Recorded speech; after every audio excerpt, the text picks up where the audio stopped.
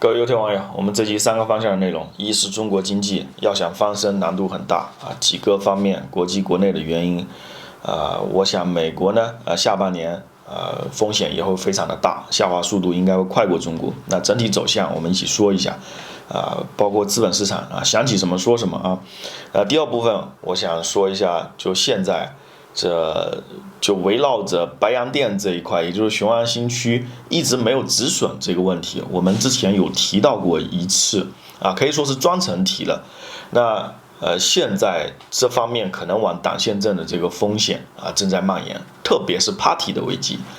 政府和宪法目前来说风险不大，然后我们可能再延展一下美国川普这边的事情。那先说我们中国经济嘛，其实算起来对于我们国内的负面预测蛮准确，但是对于美国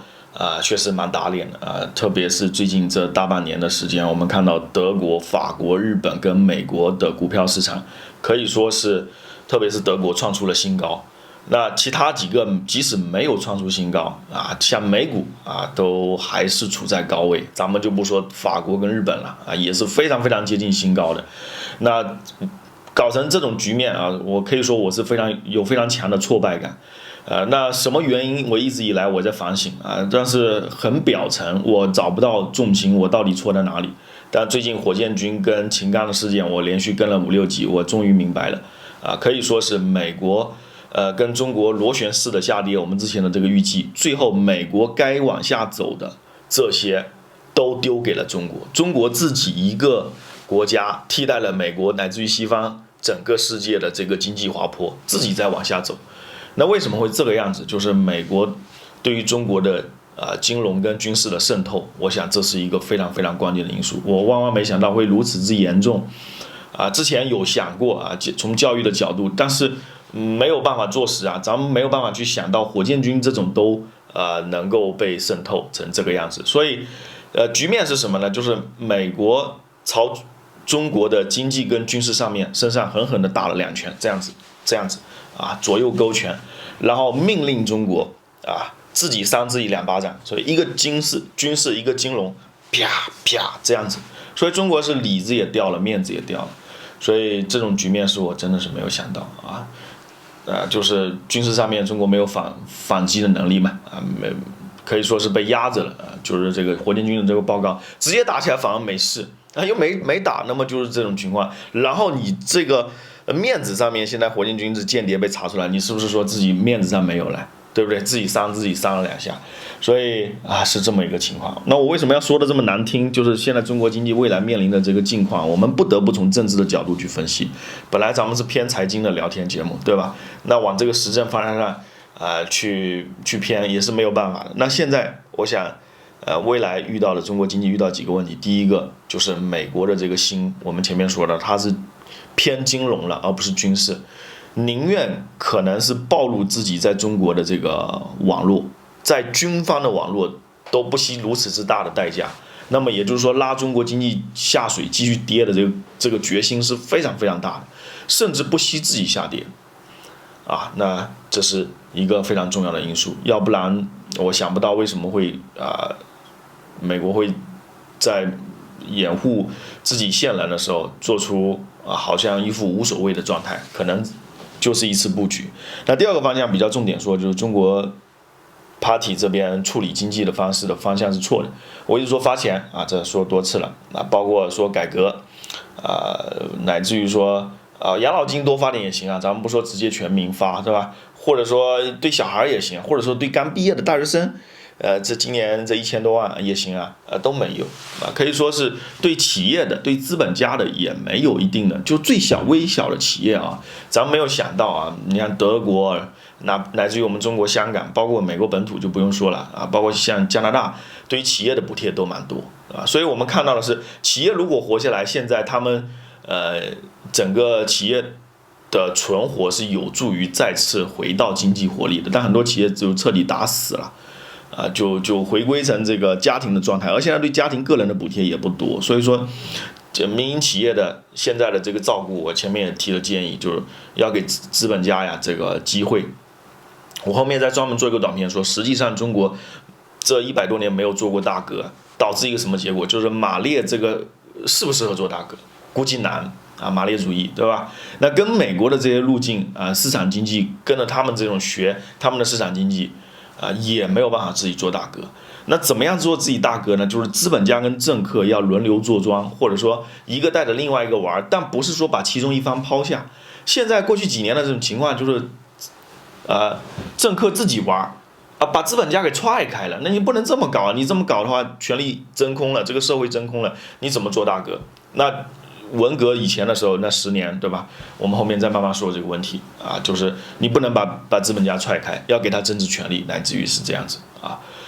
这很重要。那么这个中国经济方向错误，我这里说的都是我以前的这个观点。现在我再说一个更细致一点的，就是以工代赈，最近又回来了。虽然说我以前也批过啊，但是油管可能没说的很多，这是一个严重的错误啊。以工代赈，包括说，特别是这个方向蔓延开的中国经济成长，会给中国的贫富差距跟社会问题带来更加严峻的这个灾难性的后果。以工代赈，主体部分花钱的能拿到资源的就是国企，就是央企。这一点的话，我反复强调无数次啊。所以说司马南这个一直说民企，这是真的是太糟糕了啊。骂联想没有问题，那国企央企拿到钱之后，他们就是修道路跟桥梁啊，这反复的修高速公路。其实除了中西部分的高铁跟铁路有价值之外，其他的中东部多数都没有必要了，所有的地铁可以全面停工，可以说是新开工的可以全面不开，乃至于一线城市可以先不开，把在手上的先完成就可以了，所有新省的项目虽然说做得不错，但是还可以继续往前一步，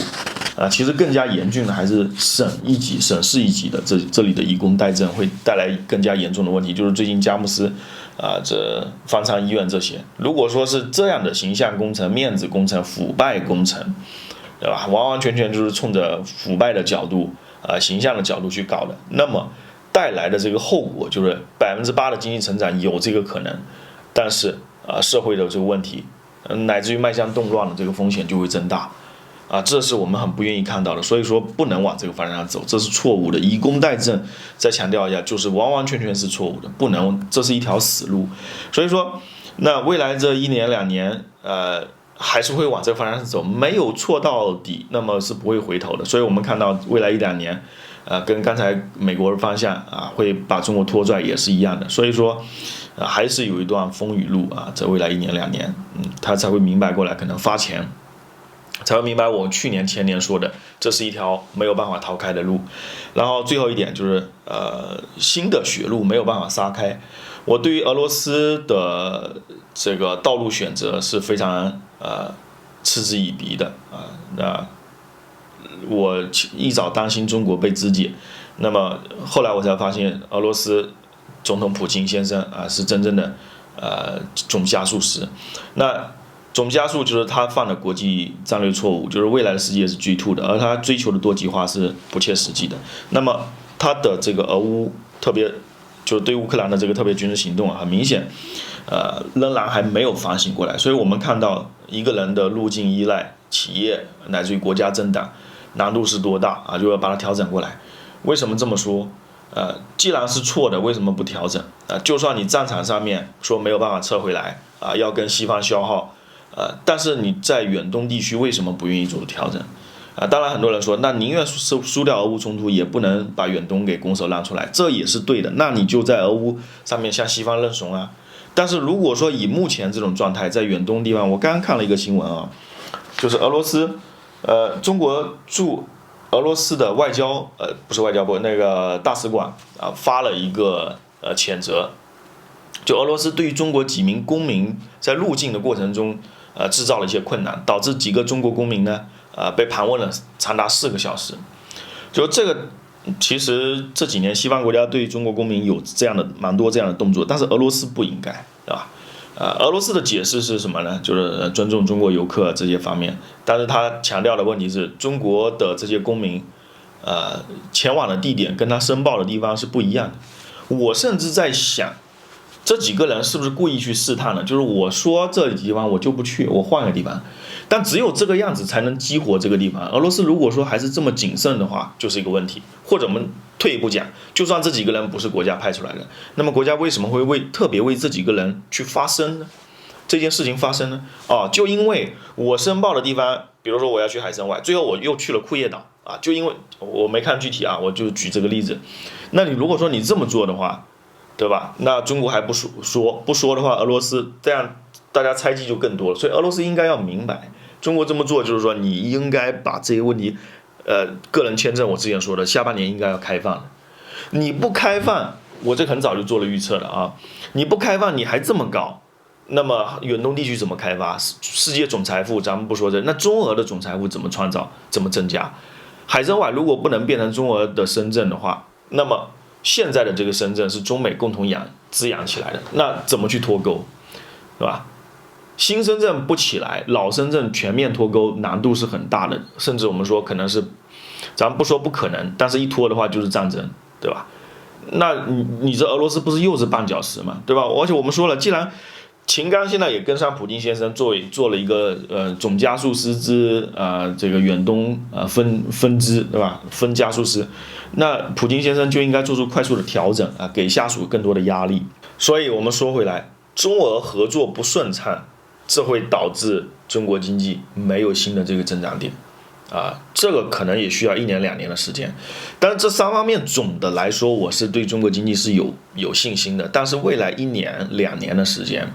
难度是很大的，就俄罗斯它可能还需要时间要调整什么的，而美国的话，现在它铁了心往经济方面施压，它可能不惜引爆自己的经济。我刚看苹果公司跌了5%接近啊，这难得一见啊，这我看可能是过去1年吧，我具体没看是什么原因，大致是说什么第3个季度。连续3个季度啊，出现销售下滑，是不是还有其他因素没注意？纳指也出现了一定程度的下跌，美股是最近的一个较低的位置，纳指自反弹以来出现了一个较多的回调吧。那美国可能呢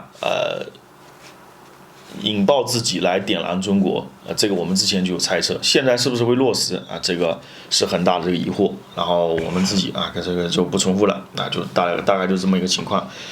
然后我们就在说雄安的问题，这是我们国内改革的这个问题，就是这里先说一个总体的部分，就是改革是有痛苦有困难的。我说中美是唯二具备改革能力的国家，不是说唯二2个一定能改革成功的国家，而是说你改错了，调整回来最多乱一乱最多付出一些代价但是注意，不是说你一定能成功。第二，不是说你改回来的时候你就一点代价都没有，哪有这么好的事情？那犯错没有惩罚，这个世界从来就不存在特别是对于国家来说，不可能有侥幸的，个人还有可能。国家一共这个世界就几个利益体中美这种情况就唯二的2个大型的，不可能犯错不受惩罚，所以说对手会发现你的弱点来攻击。那么中国现在这种情况就是雄安新区现在是一个明明显显的这一个负资产可能是习先生包括 Party 乃至于是一个较大的负资产。那么从更具体一点来讲，就是政府就是习先生更偏他的负资产一点。就很早以前我批评过几次，就是讲到城市建设不应该摊大饼这个事情，习先生2014年的时候说不应该摊大饼，而事实证明过去这些年中国城市建设就是摊大饼，它没有办法建卫星城。过去40年来一直都是摊大饼就是美国这种方式不适合我们中国这样的人口大国。美国确实建卫星城是比较合适的，它的土地政策对吧？它的这种 house 住郊区人口不多的情况下面这种道路一早就修好，道路大几十年前就非常好，汽车文化已经上百年的时间，确实这种卫星城是方便合适的。而中国是什么？人口多，可以修地铁，必然是摊大饼。所以说之前他选择的那个方向不能摊大饼，这个说法是错误的。但是后来他就没提，也没道歉，是吧？当然道歉咱们不指望。但是雄安新区这个事情，我们说了，这后来修正说是千年大计，意思就是说最近50年100年就算不成功，未来也有可能成功。但是这里有个重要的问题，谁知道30-50年之后是什么样的情况？我甚至做了一个短片，油管没播，就是我个人认为中国未来的河西走廊是在印度这个方向，南亚次大陆就是缅甸这个方向，缅甸是中国未来的河西走廊。要想做汉武大帝，就把缅甸打通，那么中南半岛和南亚次大陆这里就能够仅仅从这个角度抠住整个亚欧大陆啊。那真正适合未来做首都的是宜宾啊，至少做陪都没什么问题。很多朋友没听过这个城市，后面我们单独再聊一下。就是五粮液的那个城市很多人知道五粮液就是它四川贵州这边好酒蛮多嘛。那宜宾是长江上游的一个分支之上的话就是长江就是上游的上游了，叫金沙江了，对吧？然后之后才叫长江，所以这个我们后面再说。但我想雄安做陪都是肯定不可能，不现实。哪怕北京移过来，以目前的这种经济环境来说也不合适特别是现在的话所有的基建我们说都应该停，这更加不合适。就是承认错误，这是迈向改革的一个关键。如果承认错误的勇气没有的话，我们很怀疑他有没有改革的意愿那没有改革意愿，没有改革能力，那么对精英层没有办法进行一个适度的真正的清洗，那么底层的老百姓他要的就不是改革，而是革命，对吧？所以我们要避免革命主动引爆改革，而改革就应该要妥协，要承认错误，对吧？那雄安新区就是一个错误。那现在的这个情况，就我们说的这个媒体走向，我不知道，其实西方批评的蛮表层的，这个美国之音这些，为什么表层呢？他太着急了而且现在很多美国的这个真正顶尖的学者，他对中国的了解程度是很低的就包括那个什么。油管我就不说了，我前面特别批评了，什么总加速师，普京先生才是习先生，包括这边的话，要说起来那是总拖拽师那也不能说是加速，对吧？这个是完全是错误的包括像张家墩这些，那完全就是瞎扯那对中国的不理解后面的这个余春茂吧，可能还了解的多一点。像张家墩这些早就就是10几年前就不了解中国了，包括油管越大牌的主播老气的这些其实越不太了解中国，包括我前面批的一个主播说是新闻专业什么，其实对中国了解是非常浅薄的那这我们不说了就是我觉得这个Party 要真正的改还是有机会的。西方他了解中国的程度精英层有一些真正的学者，他从权力的结构跟事物的发展规律，他是了解中国的就知道中国的强大但他是从这个角度，而不是说从设身的处地的来到中国，真正的去看到中国很多的这个问题，是吧？所以说他的攻击其实还是处在从美国自己的这个角度找不到真正的这个落点落点的。所以中国还是有时间，所以我们说改革的话再回到这个雄安新区这一点来说，那么这里我就往另外一个方向说了，就是党宪政这个风暴。那3个问题一个党 Party， 政府我觉得应该是指 Mr. 习先生这因为西方有一种说法嘛，就是叫 administration 就是比如说拜登 administration 这他的这个管理团队准确的翻译是这么说管理团队。宪法是另外一个方向，就国家的框架乃至于意识形态的方向，对吧？那这次的这个雄安的话，我想这不是框架跟意识形态，也不是 Party 它的一个整体，那这是一个意外事件，意外事件应该由政府来应对，对吧？那这就叫 administration， 你是负责管理者嘛？那么我相信习先生这次的这个管理的话其实是挺负面。那么除了这个说要认一些错之外，还有就是要做出了这个调整，要比较及时，否则的话，现在天津还正在面临考验。那么是不是会扩散呢？我觉得还不至于对宪法跟其他的这个有这个冲击，但是对于习先生，其实这个最近挫伤是蛮大的。一方面是这火箭军这个事情倒是不怪他，咱们一五一十的说火箭军跟金融系统的这种腐败是肯定是不怪他的。火箭军跟金融系统这个要怪就怪Party 的这个陈设跟这个这个跟意识形态了，或者说我们说宪法有没有做大哥的这个问题了，就跟当下这个政府是一点关系都没有。你这腐败是长时间积累的，对吧？是几十年的这个问题。好，那我们继续回到雄安新区那个现在的这个局面补2句这个数据吧，就是现在死亡死伤没有报，我没看到，但是现在这个洪水慢慢的就是转向的，就我们刚刚说到的，就外网可能没注意到，就是涿州这里作为泄洪区，这个事情将会长期对雄安以及习先生的这个政治遗产构成一个威胁。所以说，我们说止损，再强调一遍，止损，这个没有什么其他路子走啊！趁现在西方还没有反应过来的情况下面，还是来得及啊。然后现在接下来就是天津的话，我觉得这个就不能怪习先生了，所以慢慢的这个风险就会舒缓一点。当然，接下来还有一个比较大的考验，就是这个伤亡数据怎么统计，这里就很大的问题。我们说雄安这个停了，对于省市政府的这种工业园区跟房地产业的停工停摆是有好处的，即刻节约社会资源。而软性一点呢，就是认错的态度啊，这个给很多的下面是一定要拿出前一段时间放开网络的这种心态，就是咱们不说中心，我觉得这个词不足以描绘中国未来的这个成就。咱们说真正中国的高峰还没有来，要想做一代民主啊，既然你都10年就没下来嘛，对不对？那肯定是想往民主上走。我说民军啊的那个民主啊，不是那个那个西方的那个democracy 啊，不是那个民主。作为民军了来讲的话，所以打破了这个第三个任期，那么就一定要有最开放包容、允许批评的这个心态。雄安新区就是一个试金石，所以说习先生这是一个关键的挑战，能不能打破 party 的束缚、宪法的束缚，乃至于假如有宪法有束缚的话，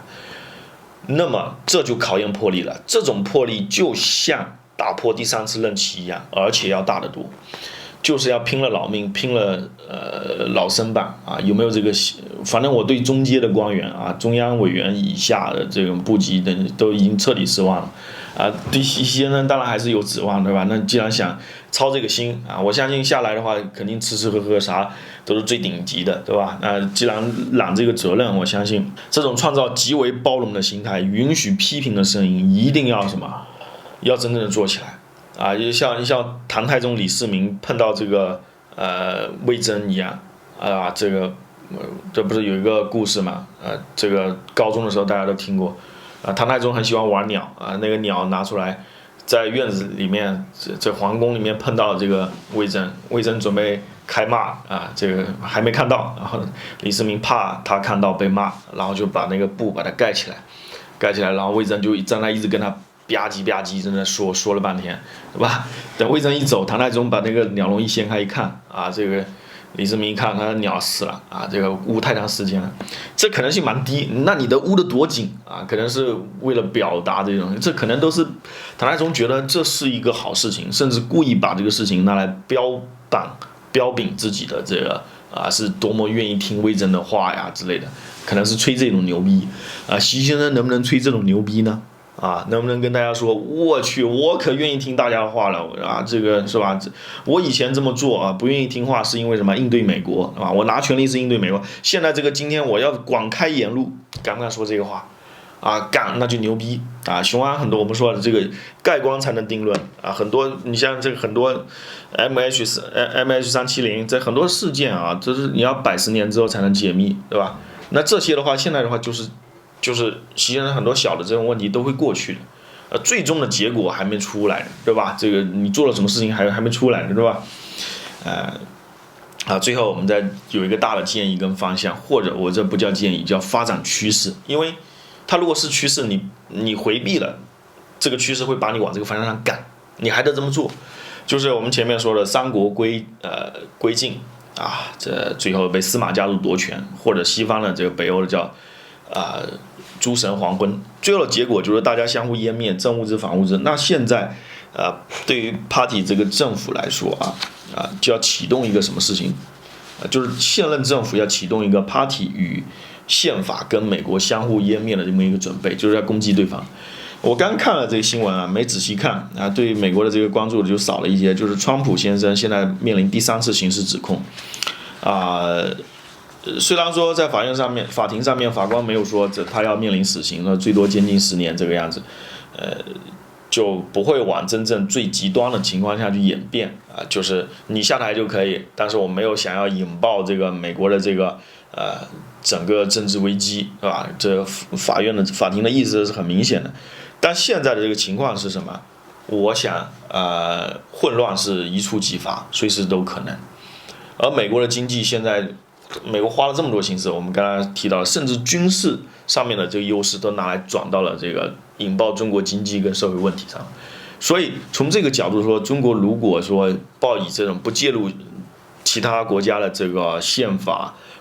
政治这些问题，特别是美国的，那么你就输了。如果一开始就抱着这种心态的话，所以说缓解自身 Party 的危机，缓解习先生 Administration 的危机，那么就一定要介入美国的政治，只有这个方向。这不是说算我的建议，也算我的观测，或者说未来就一定会往这个方向上走。其实现实很多条件已经具备了。我去年说中文世界的第一次国际化是来自于俄乌冲突，中文在14亿的这人的这个手里实现国际化，就是其他人主动到中文来。那现在正在进行第二次国际化，这次的国际化的特征就是像刀郎歌一出来，那英视频底下800万条评论，800万条就是你要是站在他对立面的话，一触即伤，非死即伤啊，谁都不能站在对立面，除非是监管部门他放开之后再把它收紧那这个伤害是很大的。现在不会这么做，对吧？对于其他的公司个体来说，谁敢站在对立面？好声音敢吗？那这里会形成就迅速的往外扩张的这种能力。虽然说现在有说 TikTok 有一些这个，包括美国、欧洲有在说这首歌，但我觉得比较有限。但是这是一个方向，迟早会变成一个非常有穿透力的一个事情，就往英文里面渗透。而现在 TikTok 在美国、在西方的这种流行美国动作也非常慢，就跟我们刚刚批评我说我们国内调整慢是一样的。普京也调整慢了，对不对？大家很难调整，确实，这个是现实。但这就是一个趋势，这就必然要调整。那么最后结果就是，其实这个的最后还是会，包括 Facebook， 它最后都还是会多少隐的引导让这个美国政治该出问题的还是得出。所以说这个角度来说最后这相互竞争是很难得避免的。包括这一次你像这火箭军秦刚外交媒体肯定也出问题了。傅小田一直都说凤凰卫视是第二央视嘛你这不是媒体吗？澎湃他上属的应该是上海的这个报业集团，上海报业集团应该说是这个国资吧，对不对？那这可能后面背后有合资，有慢慢走向合资，对吧？就像百威啤酒就像雪花啤酒，它这个背后是华润跟美国这百威联合的这下属的子公司，成分很复杂，就这些最关键的一些部门被控制那要想反击的话，你从最根本的从习近平自己一个人可以做的事情，其实比很多媒体、外交很多人做的都多得多。怎么做？我刚才说的很清楚，广开言路就是扩张中文攻击能力的一个方式那这些的话，我们是其他人都做不到的，你不能避免你自己一个人被批评，然后就把很多地方给限制了，对吧？那这里非常非常重要，所以我们说，承认错误这个甚至是这个叫什么罪己诏这些都是真正能建立比唐宗宋祖、秦皇汉武更加强大了。因为那个时候世界是一个一个的像部落一样的，像一个分割的这个世界。那中国要想像华盛顿一样这么牛的话，那真的是很厉害。华盛顿可以说开启了这个奠定了美国这个霸主的一个政治的这个基础嘛习先生的这个政治基础，其实中文是最具备，包括中国的这个90%的汉族，很多方面是具备跟美国不一样治理世界的能力的，比如说发钱，我说这个事情，欧美实际上它从根本来讲，它不具备长期发钱的这个条件跟能力自给自足。欧洲自给自足能力特别弱，美国有自给自足能力，但是它种族成分太复杂了，大家相互猜忌多，对吧？而中国的话，自给自足能力强，对吧？然后民族比较单一，少数民族我9个养你1个还不行嘛，对吧？而且他们又不是说完全不干活，这些都具备条件，包括言论自由这些方面，其实比欧美，包括说1比1的选票，中国可能很多方面还做的也许有条件做得更好呢。这些方面就是能够统治治理整个世界啊，这是有这样的这个条件跟基础，而自己本身要调整到位，你才能说我往外走，你才能让别人信服。你要让美国人信服，让俄罗斯人信服，对吧？不是说拿核武器，核武器你不比别人差，但是让别人死心塌地的，除了武力之外，武力肯定有中国没问题，常规武器我特别相信中国军队，对吧？但是我这里说到这个中国军队，现在习先生应该更加真的是依靠老百姓，中间的这个阶层已经不值得信任了。地方官僚这些完全不值得信任，包括说部级的，我们说这个党宪政风暴，随时可能挂到这些人。我还想再强调一下这个，不是强调延伸到一个问题，河北省委书记他就在甩锅。我看那个报道，他在8月2号的时候还说，我们河北现在就是在保卫北京，就直接这个意思，就是甩锅嘛，那就河北我出问题了，那就是我为了保卫北京，这是明面上。更深一点的意思就是我这个雄安，我这个内部很多这个调整搞不过来，那就是中央的安排。或者说就是你习先生的安排，所以这次我估计湖北省委书记可能搞不好要背锅都有可能，但是他肯定有做的不到位的地方，也不能说他背锅反正就是都是有责任的，就看处理谁，应该这么说。所以我说这些问题最后大家算账算来算去，最后可能还是得算到习先生身上这全世界都是这么算，国内也是这么算，像前2年疫情，对吧？那现在我看了这个说盒子，公平的讲。腐败贪污，很多人肯定拿了很多钱，但是成体系的实际上很多的这个公司是亏本的有很多地方政府它实际上最后的这个钱就没结检测的费用说是相互坑地方政府最后不付钱，这也是在坑这些公司这些公司最后还是有那么几个人拿到钱了，但是多数可能也没拿到啥钱，银行也被坑就是整个社会体系效率低了嘛，老百姓更被坑。就是这么一个情况。那最后的责任是什么？这习先生最后你的背锅对吧？少部分人，极少部分几个人拿了大钱，大多数所有人都被坑，银行被坑，老百姓被坑，企业被坑，所有的人都被坑。那这些的话就是得揽下来我觉得话这个真的是能检测责任的时候就到了。至于河北省委书记，说实话，我想。用一句话叫1948年加入国民党是什么意思？49年、48年、47年也好，对吧？那现在我跟大家说，就是部级的也好这都不是一个什么好职位这虽然是这个顶层什么都是最好的，我们说走在最好的大理石板上，吃的最好的几万块钱的一条鱼那有什么用呢？承受的压力风险是非常大的，而且。关键是下坠的感觉，就人不能有下坠的感觉。你如果说从吃糠咽菜到吃好的白米饭，对吧？一天比一天好，这人的精神面貌是很好的。你从吃最好的东西，你下调一个档次，你都要崩对吧？而他们这些就是在下调，就是在下滑。你的工作时间要不断的增加，像河北省委书记，你不增加时间，人家就问责你；你增加时间，你生活品质就下降，对吧？以前能拿很多，现在可能拿不了那么多，那这就是下降。所以我们说这些现在其实公务员没有那么香我想说这些，但是肯定是那晚肯定说不了，这些都应该放开，彻底的放开，中国就是彻底的进步还有经济这个我们就不多说了。那个今天周末聊，反正平常都聊蛮多那这个经济你要跟美国狠狠斗，你才有可能反弹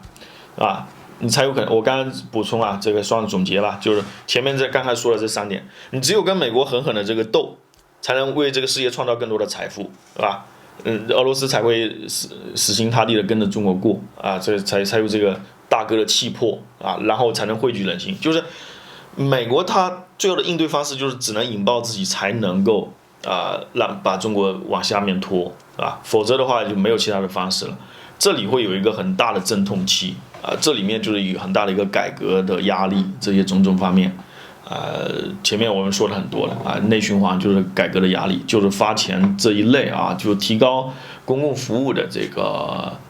福祉这方面这些方面一定要做得狠。那么就是从这里跟美国斗开始的，所以未来中国经济下滑的这个烈度要看跟美国斗的这个烈度。而具体的办法我们说得很清楚对老百姓要放开老百姓追逐权力的能力对于美国。要从最高层、最顶层直接的斗，我甚至我有一个平台，我说直接就给俄罗斯送2个052D 不要钱的啊，直接就不要钱。这是什么意思？软性的军事结盟往硬性的军事结盟这个坎儿，这个阀门随时可以，中国26、7艘啊，对吧？055是8艘，对吧？这肯定不能送。这052D 是20-30个亿吧，对吧？055是60个亿，对吧？那中国这个是够用的，这沿海这么多，就是产能也够。那这些呢，我觉得这是习先生自己才能拍板的，不需要考虑那么多。你不这么做的话，啊，底下的你说火箭军，你让他们提一个方案，他能提什么方案？啊，确实，战略学者说，目前来说，中俄军事硬合作不太合适。但是话这么说回来，你这个硬合适，你用软合作的话，软合作，那么国内这些军事采购，你像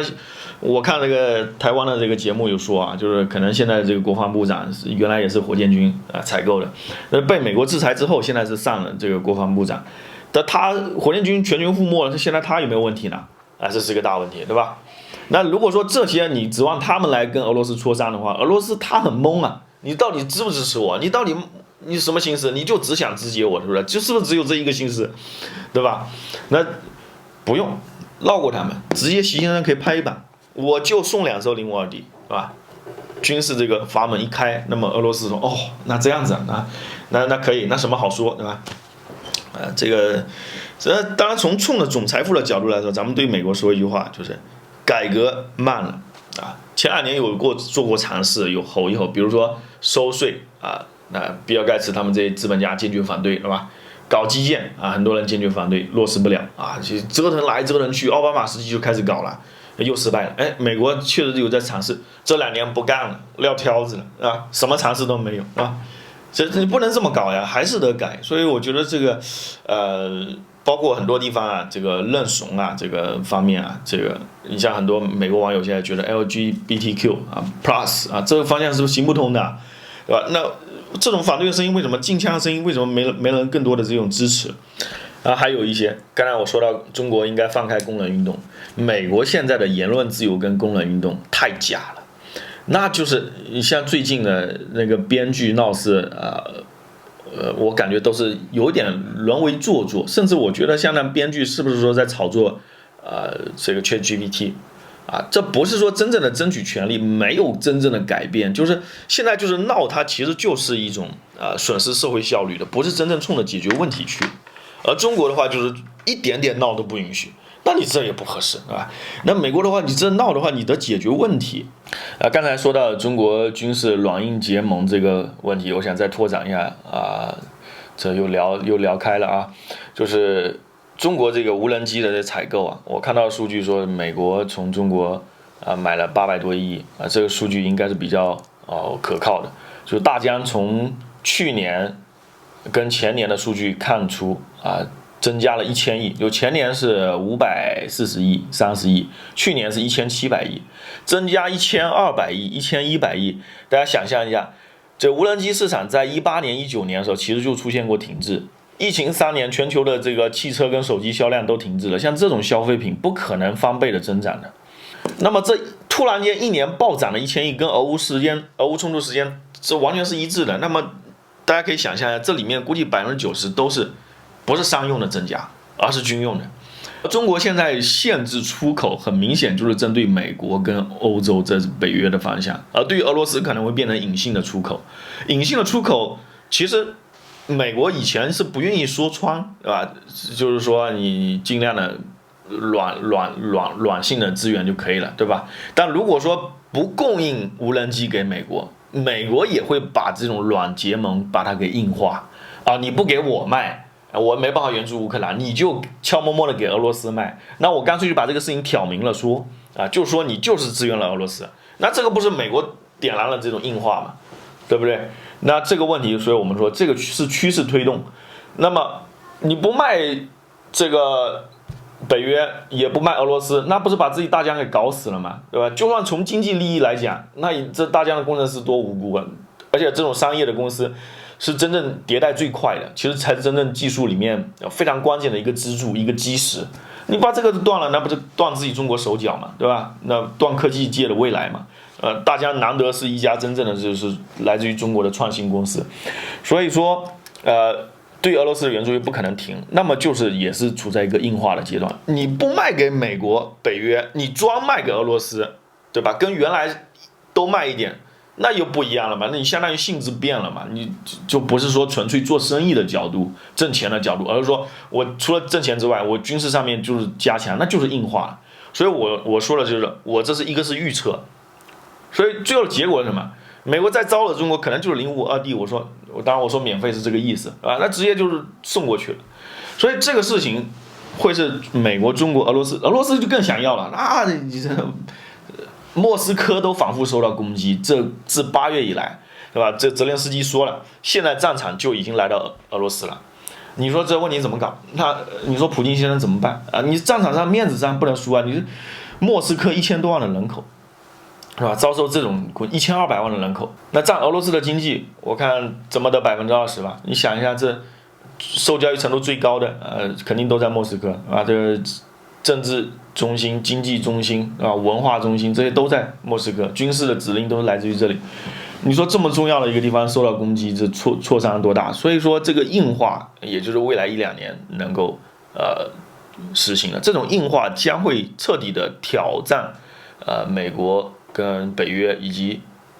华尔街，从资本主义角度来讲，从军事西方的这个军事角度来讲，都会有巨大的挑战。而这些的话，我觉得都是要习先生从最大的这个角度去做出重大的调整。因为我反复强调，国内的官僚集团不值得信任。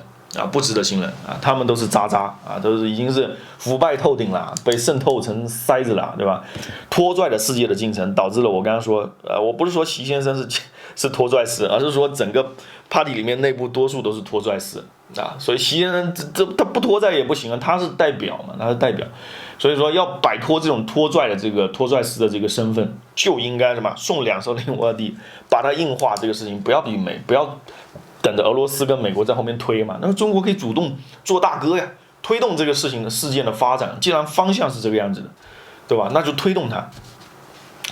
好，那这最后这一段，我是之前一个思考，我本来没打算说所以